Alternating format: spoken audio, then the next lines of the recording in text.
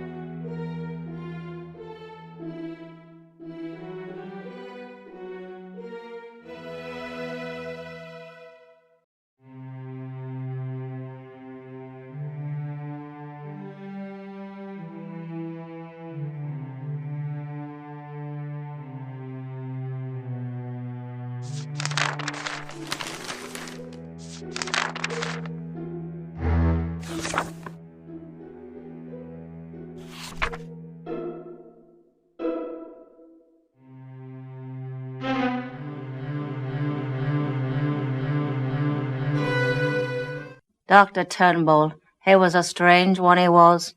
Hardly ever at home, always traipsing about the Lord knows where. May I take a look at his things? Oh, suit yourself. All he had is a big pile of books about Egyptian mummies and a few maps. He was a son of an earl, he was. Though you hardly tell from looking at him, poor fellow. Do you really think this mummy thing's what's done him in? Creepy, I says.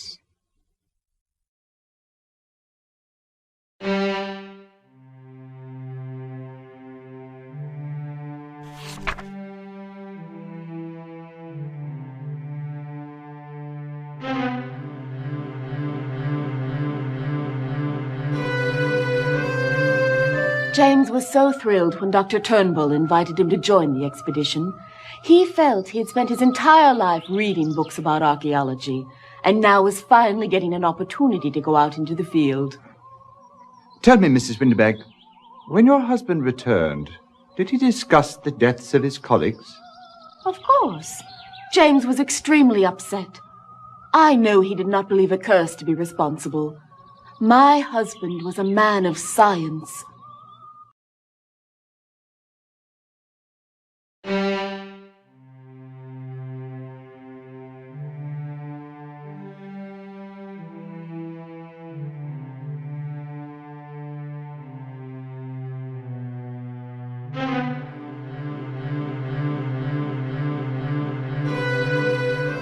I'm very sorry to intrude on you in your moment of grief. Oh, that's quite all right. You know, Andrew and I hadn't been married very long. Long enough to know if he had any enemies? Oh, Andrew was so unassuming. Everyone liked him. Including Mr. Uruburu? I really loved my husband. I'm sure you did. Oh, English toffee. My favorite. Would you like one? Please. Sorry, you'll have to open this yourself. I've never been any good with these things.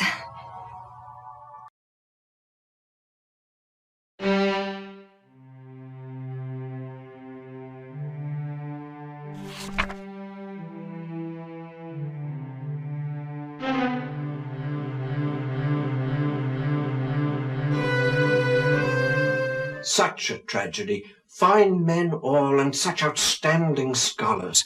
I still can't quite get over the shock of it. We understand. Professor, we're looking for background information on these three men so that we can understand how their murders might tie together. Well, let me begin with Dr. Turnbull. Ebenezer Turnbull was responsible for organizing the Carteret expedition. Quite a remarkable man, really. This was the first time he teamed up with James Winterbank. Professor Winterbank was one of our most popular lecturers. In fact, several of his former students were also eager to accompany him. I recall him saying that he was having difficulty choosing. Weatherby turned out to be the lucky one. Though it seems far from it now, doesn't it? I suppose Smith and Travis turned out to be the lucky ones after all. Smith and Travis?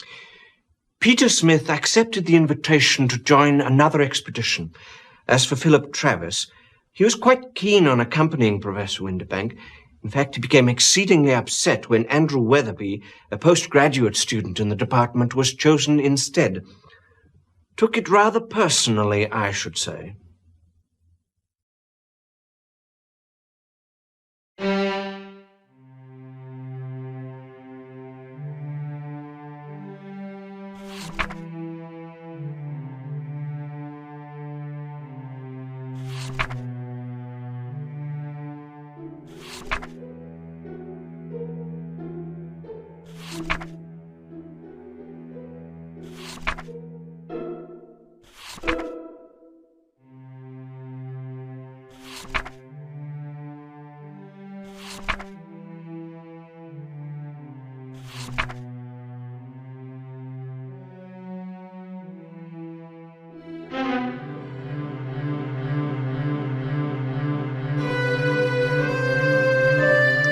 It's quite amusing, all this hoopla over a mummy's curse, I must say.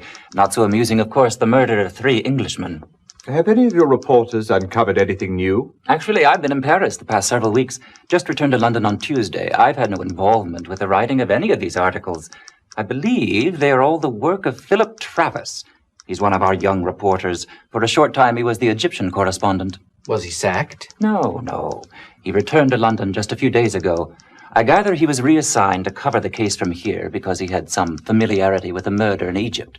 Do you know Travis? No, never actually met the chap, although I hear he's a bit of an odd duck. Thanks for your help, Henry. Anytime. Let me know when you catch the mummy. That's one scoop I'd like to get.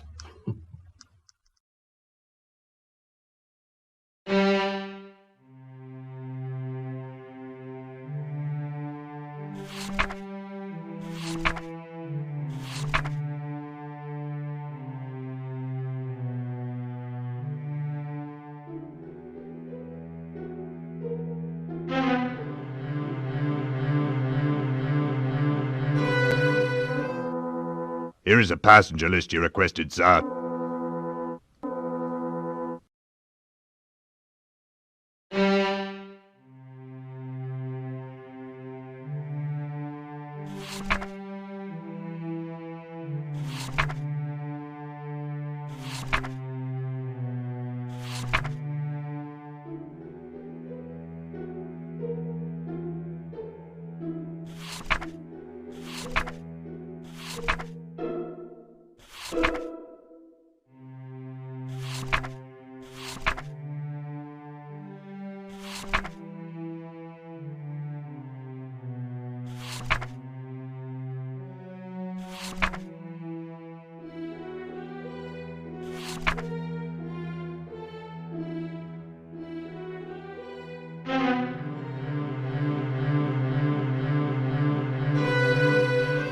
Pettigrew wrote this book over 50 years ago, and there's still nothing better on the subject.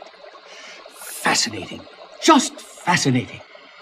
And what can I do for you today, Whitson? It's Watson, sir. Watson, yes, of course. We're interested in what you may have learned about this mummy case. Oh, so these days it's mummies you're chasing down with that fella Helms. It's Holmes, sir. This is what I said now, isn't it, Whitson? Yes, I believe you did, sir. Let me show you what I found so far. This is the bit of linen that was found round the neck of James Windibank. I examined it thoroughly, and it is quite old, perhaps thousands of years. However, it is not the murder weapon. Are you certain of that? Aye. The linen is quite old, but it's not at all strong enough to strangle a grown man. Very interesting, sir. I also found something quite fascinating. Take a look through this glass. Do you see those short hairs on the fabric? They look precisely like hairs. Of course they look like hairs. But what kind of hairs? They're not human hairs. They're dog hairs. Now, look at this. This piece of linen was found round the neck of the victim on board the ship. Well, his name was Leatherby or something. It is also quite old, and on it I found more hairs. More dog hairs? No, my dear man, monkey hairs. I've not yet been able to identify the precise species, but it's just extraordinary, isn't it? Quite. But what do you think it all means? Well, I'm not the sort who likes to jump to conclusions, Whitson, but I can assure you that neither of these bandages were the murder weapons.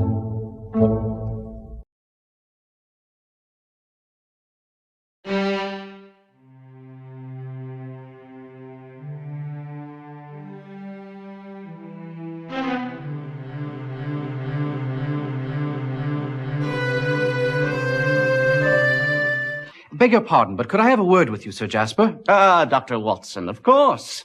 Are you investigating the death of Samuel Sneed? I just finished with him. No, we're interested in James Windibank. Ah, the mummy's latest victim, of course. Who hired Holmes for this one? King Tut? Oh, that's a jolly good one. Actually, we don't have a client on this one. Just for fun, eh? Well, about the only thing I can tell you is that mummy has very powerful hands. What do you mean? The trachea was crushed along with one of the vertebrae of the neck. Death was instantaneous. Snap. But the papers reports say that there were mummy wrappings found round the neck. Just window dressing. Without question, it was bare hands. The bruises and the way that the vertebrae was crushed leave no doubt about that. Thank you very much for your time, Sir Jasper. We're very much appreciative. Not at all, Watson. You will let me know when you've convicted the mummy. Beg your pardon? Well, so I can perform an autopsy on him. Would be most fascinating, don't you think?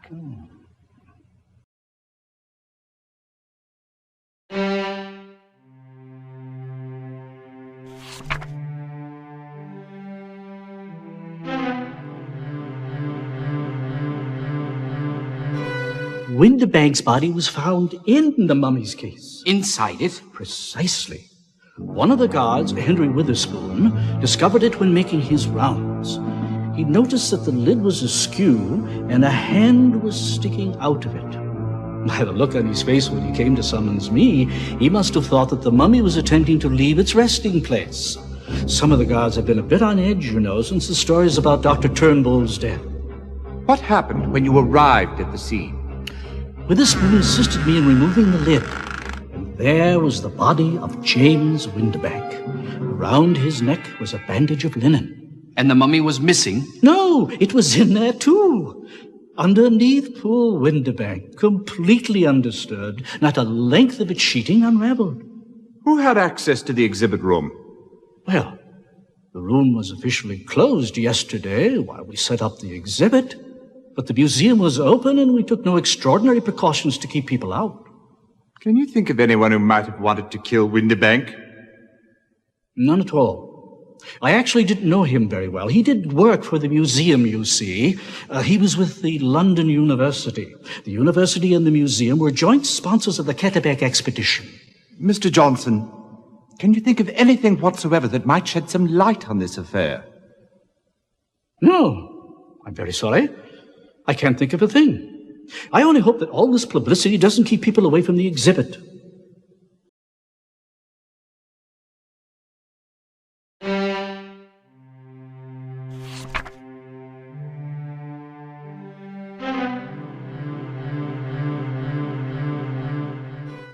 So you've been reading my articles in the Times.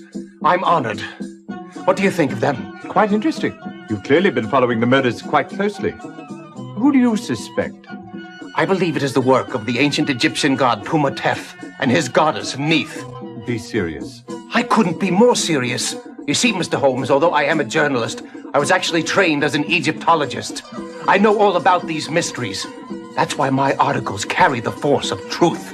And what is the truth, Mr. Travis? The truth is that the Egyptians discovered the secret of life. What we call science is mere child's play compared to the knowledge they had. Look at this. Do you know what this is? It appears to be a mummified animal of some sort, a monkey, perhaps? Precisely. Quite a conversation piece. I've been using it in some very important experiments which, if successful, will unlock the secret to bringing back the souls of the dead. I've been working on it, Mr. Holmes, using these tanner leaves. Watch.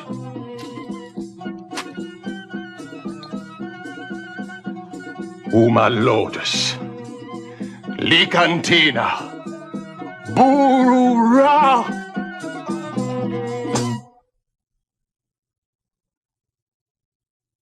It appears that the soul of this particular monkey has no intention of making a reappearance. It's only a matter of time. I know it is. After all, these secrets have been buried for thousands of years. These things don't happen overnight. But it will happen someday. This is my mission. I believe I'll leave you to your work, Mr. Travis. Don't go yet. Let me show you more. Thank you. Some other time, perhaps.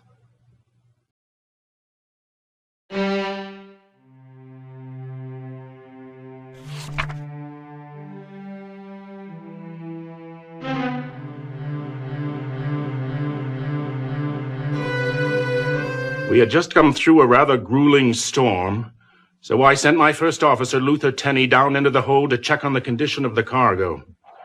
He reported back post-haste that Mr. Weatherby was lying dead among the Egyptian artifacts we were transporting. I turned over the helm to Tenney and went below to have a look for myself. And did what you see confirm Tenney's report? Unfortunately, yes. Weatherby was lying next to that coffin, or whatever it's called, apparently strangled. I went back to the bridge and put Tenney in charge of the investigation. And what did he uncover? Well, you'll have to ask him for the specifics, because I can scarcely recall the details.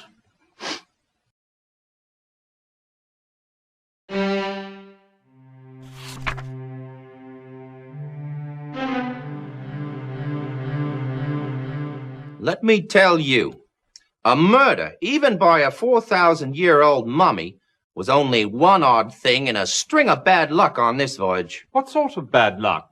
It all started with the crew, really. Seamen are a rather superstitious lot to begin with, and the idea carrying about a 4,000-year-old mummy had them shivering in their timbers. We almost faced a bloody mutiny. And there were the passengers, a strange lot. I can tell you that reporter fellow, Travis, did us no service at all with his mystic mumbo-jumbo. He and Professor Winterbank had a regular war of words going on about whatever powers this mummy was supposed to have. And there was the two Arabs. Arabs? Interesting. Do you recall their names? I should hope I do. One was called Fahmy. He always carried around this curious little box. No clue what was in it, but Fahmy never let it out of his sight. The other one's name was Al-Sad, and he spent most of his time lurking about watching Fahmy. My guess is he wanted that box. Sounds like you had your hands full. I haven't even told you about the fight yet between Mr. Weatherby and Mr. Urubaru. Over what? Weatherby's wife, I'd say, though they were a tight-lipped lot about it. I see.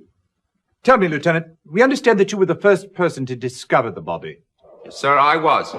Captain Ramsey sent me down to inspect the hold. And I went immediately over to them Egyptian crates. Professor Winterbank was particularly anxious about him, you know. Could you describe the scene as you remember it? I'll never forget it. I just made my way to the back of the hold, and I noticed at the top of them crates, the one what carried the mummy's coffin was raised up kind of funny like. The coffin lid was laid off to one side, and there was Mr. Weatherby all sprawled on the floor next to a bowl of ashes. He'd been strangled by a length of the mummy's sheeting. It was bloody gruesome, I tell you. Poor bloke's eyes popped out like a couple of sausages on a hot iron skillet. Quite a vivid picture, don't you agree, Holmes? Quite. And you reported this to Captain Ramsey straight away? Absolutely. In fact, the captain put me in charge of the entire investigation. And what did you discover? Did anybody have any contact with Weatherby on the night of the murder? Not that I know of. I could account for all the crew. And the passengers were in their cabins as far as anyone knew or would say. Nobody saw anything, heard anything, or knew anything. Besides, Weatherby was seasick from the beginning. He stayed pretty much in his cabin all the time. Maybe that's why the lovely young Mrs. Weatherby was gallivanting about. With Uruburu? Yes, indeed. And what of the bowl? Where is it now? The bowl? With the ashes. Oh, yes. You know, now that you mention it, I don't recall ever seeing it again.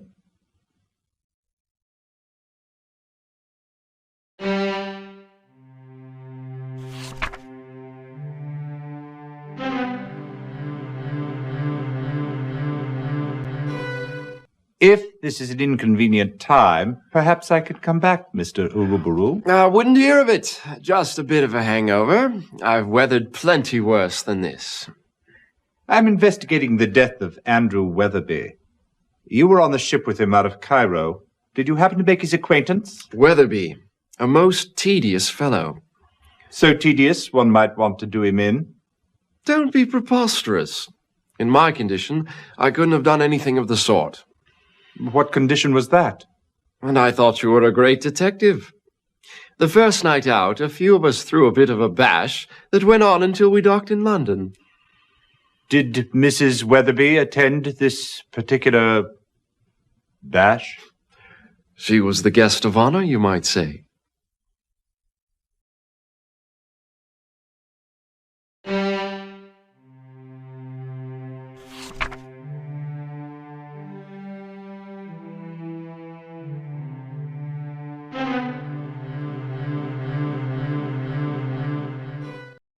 I'm sorry, but I don't know anything about the death of old...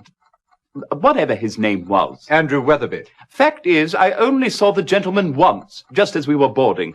And I'll tell you, I resented the first officer's questioning us on the matter, and I resent yours. The whole voyage was a disaster from beginning to end. Our accommodations were positively abysmal. They wouldn't even let us bring Dickie into our cabin. Dickie? Her high-strung, distasteful little mutt. How can you say that, Merrill? You know Dickie is a blue-blooded Yorkshire Terrier. Mumsy will be with you in just a moment, Dickiekins. He's a bit under the weather, you know. That's why we were only able to stay in Egypt for 2 weeks. Dickie was so disappointed. He so wanted to see the Sphinx. Mr. Holmes is not interested in your incessant whining, Louise. Oh, now I whine, do I? There was a time you thought I had a lovely speaking voice. It's true, Mr. Holmes. He once adored me. No doubt. Oh, for the love of God, Louise, spare us your blubbering.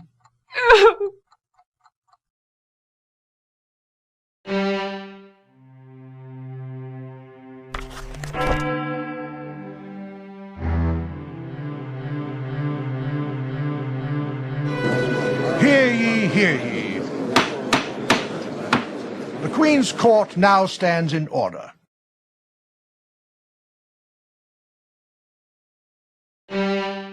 Mr. Holmes, I understand you've been looking into the mummy murders. Yes, my lord. Tell me then, who was Ebenezer Turnbull's murderer? And what makes you so certain? What was Travis' motive for killing Turnbull?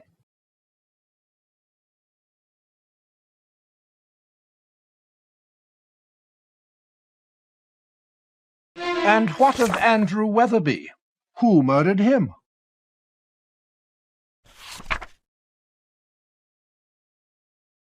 So, you say Travis killed Turnbull and Weatherby? Yes, I believe he did, my lord. But what was his motive to kill Weatherby, Mr. Holmes?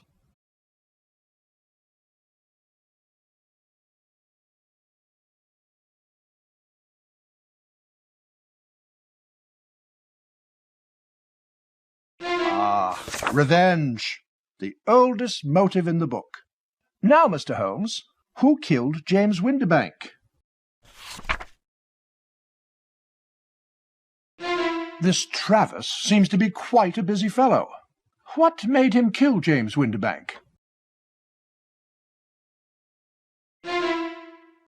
Well, you've done an admirable job in resolving this mystery. I'd say you're on a par with just about any other armchair detective out there. I would suggest, however, that you rethink this case again, thereby improving your sleuthing skills. We must be slipping, my dear Holmes. But in any event, I'm breathing easier. At least we got our men.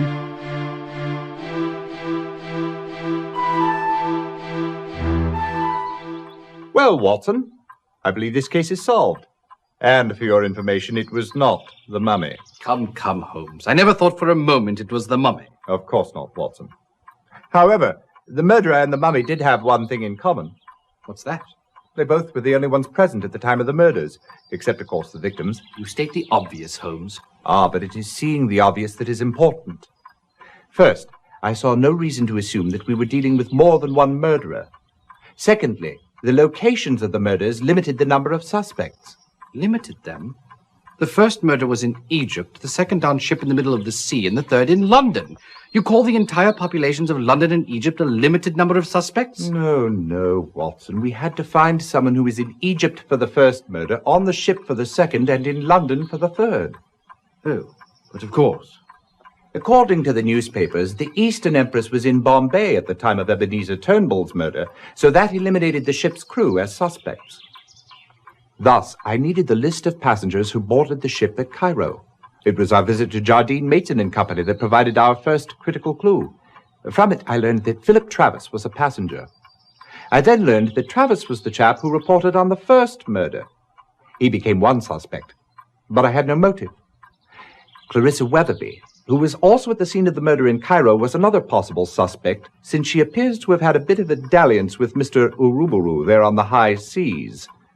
So I had found her motive for the murder of Weatherby, but not a motive for the murder of the others. Then whom did you eliminate?